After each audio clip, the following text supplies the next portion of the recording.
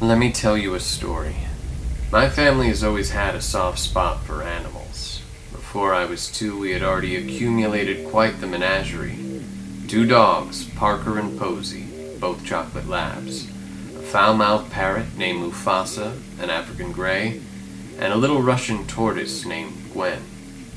I had also been a junior pallbearer to my fair share of goldfish and hamsters before I was 5. But no cats.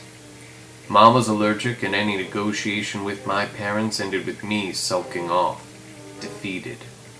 Perhaps not being allowed to have a cat of my own made my childish desire for one that much more potent. I have never owned a cat, and after what happened to us when I was 6, I never wanted to own one again. Unlike most kids, I could never sleep with a nightlight. I wasn't particularly brave, just sensitive to light, and even the dim light streaming in from the crack at the bottom of my bedroom door could keep me up for hours. But I shared my room with my older brother, who didn't share my appreciation of a pitch-black room. A bargain was struck. No nightlight, but the bedroom door was left open, just a quarter inch, and no more. Late one night, after waiting hours to drift into a restless sleep, I was woken up by a loud noise coming from the living room. Before I could move, I thought I could hear our parrot Mufasa scream, "Craphead!" his favorite obscenity. And by that I mean he used a different phrase, a phrase that if me or my brother were ever caught saying, we could have our hands slapped for cursing. Thanks for the entrapment, Dad. But before there were any more screams, the booming low barks of Parker and Posey drowned out all other perceivable noises. I could hear my parents open their bedroom door and watch the pair of them gallop past our door towards the living room. That's when I realized my door was more than halfway open. Groggy and annoyed, I stumbled over to push the door back to the agreed-upon quarter inch, when my brother starts to mumble questions about what's going on, and suddenly I leap several inches from the floor as I hear my mother scream. Before I could reach the doorknob to open the door, my father yells from the living room telling us not to come in, to shut the door and wait for him.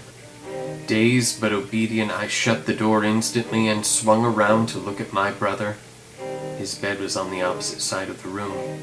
In seconds, my vision adjusted to the slivers of light streaming in from our blinds, and I could see the whites in my brother's eyes staring at the black, empty space below my bed as he sat up in his, neither moving an inch nor saying a word. I assure you it was stupidity and not bravery that allowed me to get on my hands and knees. I moved slowly from the door to the center of the room, kind of crab walking until I was between our beds and could see what he was looking at. Green eyes. A floating pair of green eyes were peering out from under my bed. The eyes were trained on me now that I had come down to their level. If I leaned to the right or the left, they would follow me, and they seemed to be further away than they were, being as small as they were. Despite me being only inches away from my bed, the features around the eyes became clear, as did the ignorance of my curiosity. I was frozen. The head of the creature seemed half covered with dark, wet fur, and the rest seemed smooth, almost skinless. That's when a white-hot pain exploded across my right eye. The last image burned into it was a tiny red paw with outstretched claws reaching for my face. I fell to my side, both hands gripping my injured eye. Whatever pathetic sounds that came out of me were nothing compared to my brother's screams. I could hear an animal make a low hiss. With my working eye, I turned onto my back and watched a reddish blur jump over me and leap towards my brother. With an adrenaline rush, I reached out my left hand and grabbed at the creature, only to snag its wiry tail. The hiss finally stopped when the head of the little beast spun around and sank its teeth into my forearm. The feeling wasn't pleasant, but was nothing compared to the burning cornea my right hand refused to move from. I didn't even notice my brother was still screaming until I could hear my dad and the dogs competing in my eardrums on the other side of our bedroom door. The moment the door flew open and the light streamed in, I launched the little green-eyed imp towards it and knew that Parker and Posey would have the advantage in this scuffle.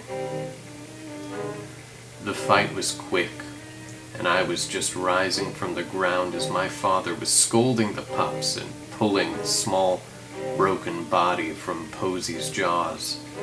I walked towards him, my hand still covering my right eye as if I was practicing for a visit to the optometrist.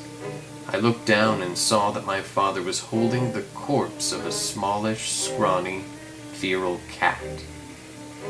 The dogs had snapped its neck the moment one of them had been able to bite down on it. I guess it's lucky it hadn't suffered too much. It was strange. Its fur wasn't naturally red, but gray and covered from nose to tail with wet and half-dried blood. My mother was still in the living room, and I suddenly jerked out of my stupor, remembering that she had screamed earlier. I rushed past my dad as he was asking me what happened to my eye. I flew down the hall and turned the corner to see my mother scrubbing the carpet at the center of the living room. Her face looked twisted with worry, and there was blood in thick patches all over the floor, and feathers everywhere. My mother had loved Mufasa more than any of our other pets. Maybe I thought she would feel better, and that's why I told her, "Don't worry, we got him."